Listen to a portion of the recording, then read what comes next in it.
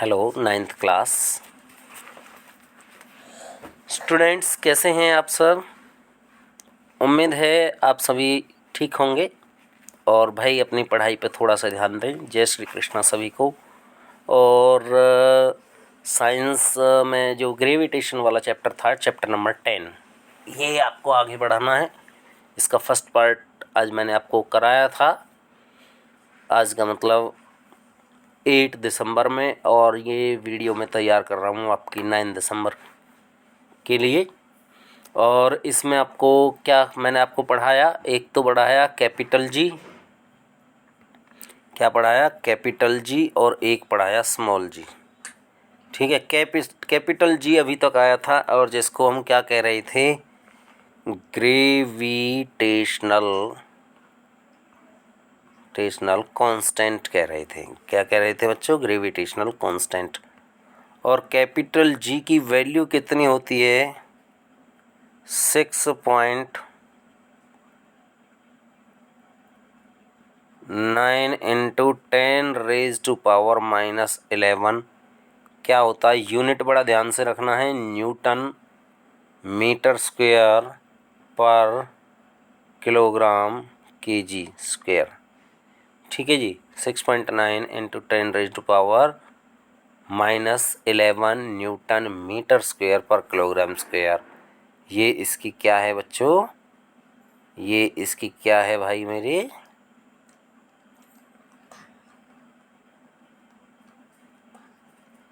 हाँ जी, ये इसके यूनिट्स हैं। ठीक है जी, 6.9 इंटू 10⁻⁻11 न्यूटन। और एक होती है कैपिटल जी, जो स्मॉल जी, इसको हम ग्रेविटेशनल एक्सेलरेशन कहते हैं। Gravitational TIONAL acceleration. इसकी वैल्यू जो होती है 9.8 होती है, मीटर होती है पर सेकंड स्क्वायर। एक्सेलरेशन की यूनिट पता है, yes acceleration, what is the unit of acceleration, yes tell. Acceleration की यूनिट होती है mass upon metre per second square, और स्पीड की यूनिट होती है मीटर पर सेकंड, और एक्सेलरेशन की होती है मीटर पर सेकंड स्क्वायर। ठीक है, ये क्या है, एक्सेलरेशन की यूनिट है। ओके, अच्छा जी।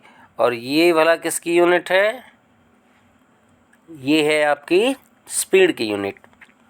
और एक्सेलरेशन होता क्या है, डेफिनेशन क्या देंगे, rate of change of velocity, change in velocity divide by time taken. तो ये क्या होता है, एक्सेलरेशन होता है।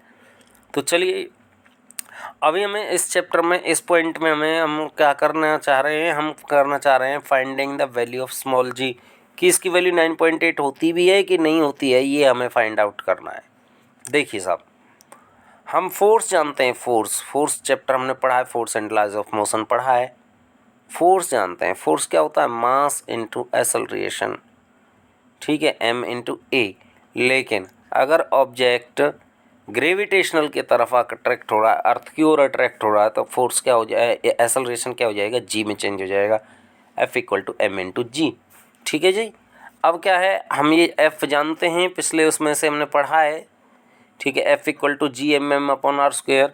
तो F की जगह पे इस m इंटू जी को हम रख दें, तो क्या होगा, m से ये m क्रॉस हो जाएगा, तो क्या बचा, यहाँ पे क्या बचा, स्मॉल जी। अच्छा जी, यहाँ पे स्मॉल जी बचा, और यहाँ पे क्या बचा, कैपिटल जी, कैपिटल M और आर स्क्वायर अपॉन में। तो स्मॉल जी के कैपिटल जी की वैल्यू यही रही। ठीक है, M मास ऑफ अर्थ है, ये क्या है, मास ऑफ अर्थ है, और R रेडियस ऑफ अर्थ है।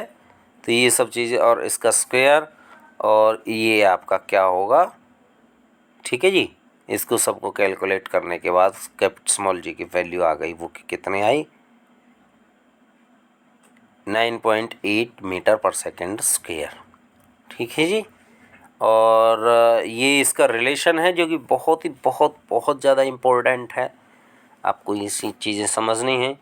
और इसके बाद इक्वेशन ऑफ मोशन होती हैं। तो इक्वेशन ऑफ मोशन 3 मोशन है, S equal to U T plus half of G T square. इसमें ए टी स्क्वेयर भी आता है, लेकिन क्योंकि यहाँ ग्रेविटेशन की बात हो रही है तो इसलिए जी टी स्क्वेयर से आप इस इक्वेशन को कर सकते हैं। S equal to U T plus half of G T square, V equal to U plus G T and V square minus U square equal to 2g S. तो इस तरह से आपको जो है इक्वेशन ऑफ मोशन होती हैं। और इसके बाद में हम करें प्रेशर। प्रेशर क्या होता है? Force per unit area, force acting per unit area. कितना फोर्स लग रहा है, कितने एरिया में लग रहा है, इसको अगर हम डिवाइड कर देंगे तो ये क्या होगा? प्रेशर होगा। फोर्स की यूनिट होती है फोर्स की न्यूटन, और एरिया की unit metre square, newton upon metre square. Newton upon metre square को हम क्या कहते हैं? पास्कल कहते हैं। क्या कहते हैं भाई? पास्कल। तो इसके बाद आर्किमिडीज प्रिंसिपल, और आर्किमिडीज प्रिंसिपल को मैं जस्ट अभी बता रहा हूँ। रिलेटिव डेंसिटी, रिलेटिव डेंसिटी क्या होता है? Density of A substance divide by density of water. तो ये क्या कहलाता है? रिलेटिव डेंसिटी कहलाता है। तो हाँ जी, इसके बाद मैं वेट बता रहा हूँ। छोटे छोटे से 2-3 पॉइंट हैं। F equal to m into a होता है, अभी बताया मैंने। वेट क्या होता है? F equal to m into a होता है। या फिर अगर अर्थ की ओर अट्रैक्ट हो रहा है तो ग्रेविटेशनल एक्सेलरेशन से उसकी मल्टीप्लिकेशन हो जाती है, एम इंटू जी हो जाता है, डब्ल्यू।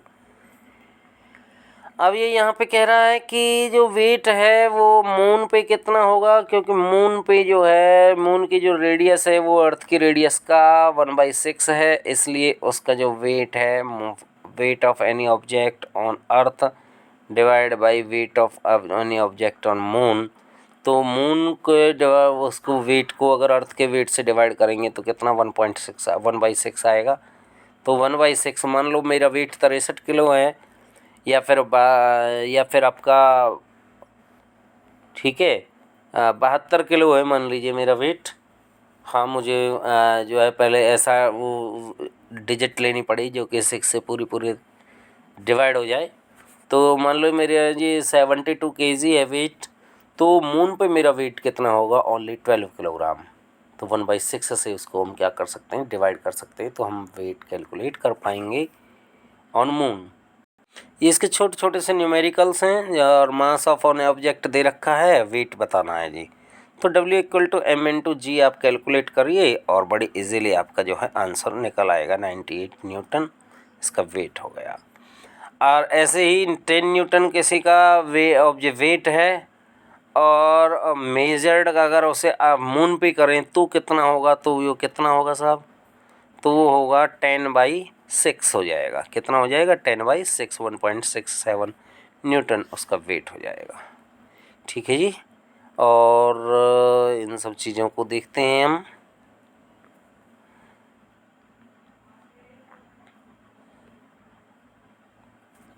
और ये आपका आर्किमिडीज का प्रिंसिपल है। आर्किमिडीज जो है एक साइंटिस्ट रहे जिन्होंने ये क्या बताया? If we immersed any object wholly and partially, ठीक है, किसी भी चीज़ को अगर हम डिप करें किसी के सॉल्यूशन में, होली पूरी रूप से या पार्शली थोड़ा बहुत आधा अधूरा उसे डिप करें, तो क्या होगा? उसके वेट में थोड़ी सी कमी आ जाती है। और वो कमी क्यों आती है? क्या होता है कि वो जो ऑब्जेक्ट है जिस लिक्विड में हम उसे इमर्स्ड कर रहे हैं, वो ऑब्जेक्ट, वो जो लिक्विड पोर्शन है वो उसके ऊपर क्या करता है?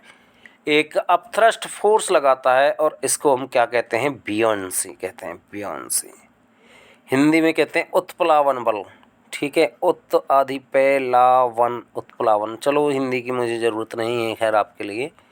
तो बियोंसी कहते हैं उसको। अपथ्रस्ट फोर्स उसके ऊपर लगता है, और वो उसके वेट को कम करता है। जितने वॉल्यूम को वो डिस्प्लेस कर पाएगा उसमें से, ठीक है, उतना ही उसका वेट जो क्या होगा बच्चों? कम हो जाएगा। और ये किसने बताया हमें? सबसे पहले आर्किमिडीज ने बताया। तो ये आर्किमिडीज का एक प्रिंसिपल है।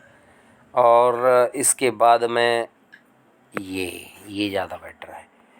ठीक है जी। इसके बाद में एक रिलेटिव डेंसिटी, आप उसे समझ लें। Relative density, density of A substance divide by density of water.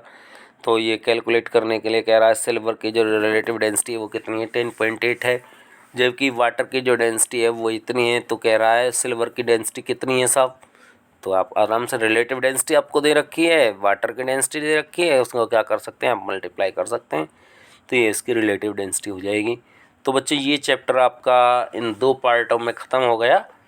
और आप थोड़ी सी अपनी तैयारी करके रखें और अपने आप को जोड़े रखें पढ़ाई से, बहुत आवश्यक हो गया है जोड़ना, क्योंकि अगर आप ऐसा नहीं करेंगे तो भाई पीछे रह जाएंगे।